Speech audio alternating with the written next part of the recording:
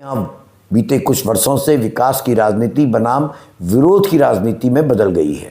जो सवाल पूछ रहा है उसे विकास विरोधी कह दिया जाता है, जो पर्यावरण की बात करता है उसे देशद्रोही तक कह दिया जाता है, जो प्रदूषण पर बोलता है उसे एजेंडे वाला कह दिया जाता है।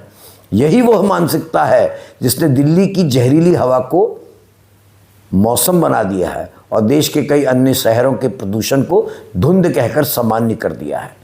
इसी मानसिकता के कारण जब कोई विशेषज्ञ कहता है कि भारत में प्रदूषण से हर साल लाखों मौतें होती हैं, तो कुछ लोग संवेदना के बजाय उसकी ट्रोलिंग करने लगते हैं। विशेषज्ञ की योग्यता नहीं देखी जाती, बल्कि एक एजेंडे के तहत उस पर अटैक किया जाता है।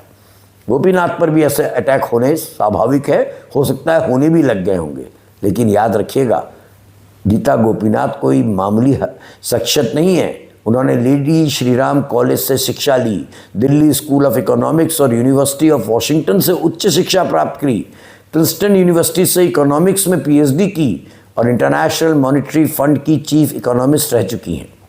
ऐसे व्यक्ति की चेतावनी को आप इग्नोर नहीं कर सकते हैं। इसको अगर आप इग्नोर करेंगे तो आप अपना नुकसान करेंगे। और इस पूरे परिदृश्य में सबसे बड़ा सवाल यह कि गवर्नमेंट की प्रायोरिटी क्या है। यदि प्रायोरिटी केवल सो कॉल्ड डेवलपमेंट है तो पर्यावरणीय नुकसान चलता रहेगा, प्रदूषण बढ़ता रहेगा और बीमारियों का संकट गहराता रहेगा।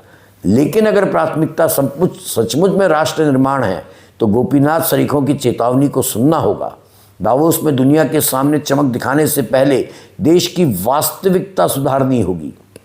निवेश का मतलब केवल इंटरनेशनल इन्वेस्टर्स का आना नहीं, निवेश का मतलब या उद्देश्य होता है स्थिरता लाना। जब कोई देश अपने नागरिकों की हवा, पानी और पहाड़ों को सुरक्षित नहीं रख पाता तो वो स्थिरता खो ही देता है, और स्थिरता ही निवेश की असली शर्त है।